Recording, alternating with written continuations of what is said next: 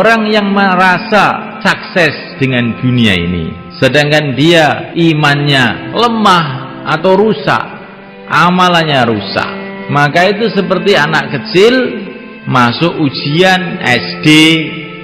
Dalam ujian SD itu oleh gurunya, anak kecil tadi dikasih kursi yang bagus, dikasih susu, gurunya tersenyum-senyum, sehingga anak kecil tadi salah paham, saya sudah sukses saya. Padahal waktu soal-soal ujian itu dikeluarkan, satu nomor pun nggak bisa jawab, nilainya 0. Terus dia pulang ke rumah, ditanya sama ibunya, bagaimana nak ujiannya? Alhamdulillah sukses bu. Kamu kelihatannya nggak pernah belajar bisa sukses. Iya, saya ini memang orang sukses. Bagaimana ceritanya? Ceritakan sama ibu. Tadi kursinya empuk bu, dikasih susu sama Pak Guru, dan Pak Guru senyum-senyum saja. Teman-teman juga melihat saya semua tersenyum, maka saya sukses. Bisa nggarap soal ujian atau tidak? Ya kalau itu nggak bisa bu, nggak bisa. Tapi saya tetap sukses. Oh, kamu ini betul-betul anak yang tolol. Sudah nggak lulus, nggak ngerti kalau tidak lulus. Itu bukan hanya tidak lulus, tolol kamu ini. Kelihatan ini cerita ini lucu sekali. Sedangkan kebanyakan manusia itu nasibnya di dunia ini seperti itu. Pokoknya kalau sudah rumahnya bagus, mobilnya bagus, ya sudah sukses. Bagaimana Pak kamu? Alhamdulillah sudah sukses. Rumah sudah ada, anak sudah jadi sarjana semuanya, badan sehat, apalagi sudah sukses saya. Sholat apa tidak Pak? Lah kalau itu belum katanya. Nanti aja kalau sudah mau mati sholat. Inilah nasib kebanyakan manusia. Padahal manusia itu dikirim oleh Allah ke dunia ini untuk ujian. Nggak dipikirkan ujiannya lulus atau tidak, yang dipikirkan kursinya empuk atau tidak, makannya enak atau tidak. Padahal dikirim ke dunia untuk ujian, nggak mikir ujiannya. Bagaimana supaya kita lulus ujian itu bagaimana? Ujiannya di dunia ini cuma 2 aja sebetulnya.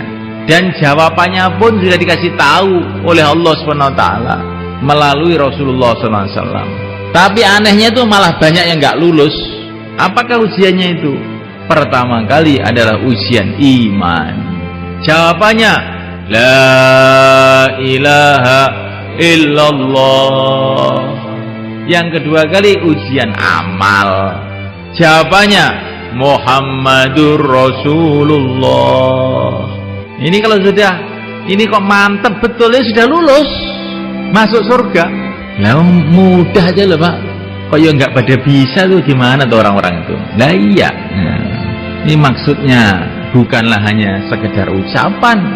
Bagaimana la ilaha illallah itu tertanam dalam hati, merasuk dalam hati, menjadi darah daging kita. Keyakinan yang mantap bahwa yang berkuasa di alam semesta ini hanya Allah, sehingga yang pantas disembah hanya Allah. Makhluk tidak berkuasa, yang menciptakan makhluklah yang berkuasa. Raja-raja tidak berkuasa, yang menciptakan raja-raja itulah yang berkuasa. Negara-negara tidak berkuasa, presiden-presiden tidak berkuasa, yang menciptakan mereka lah yang berkuasa. La ilaha illallah. Yang kelihatannya dari makhluk, hakikatnya bukan dari makhluk. Yang kelihatannya dari makhluk, itu sebetulnya dari yang menciptakan makhluk. La ilaha illallah. Kullun min indillah. Semua dari Allah. Alhamdulillahilladzi bini'matihi tatimmus shalihat, mujibud da'awat, rafi'ud darajat, wa huwa alladzi yaqbalu at-taubata 'an 'ibadihi wa ya'fu 'anis sayyi'at, rafi'us samawat wa munazzilul ayat. إلهنا وخالقنا ورازقنا وليس لنا رب سواك اللهم انفعنا وارفعنا بالقرآن العظيم الذي رفعت مكانه وأيدت سلطانه وقلت يا أعز من قائل سبحانه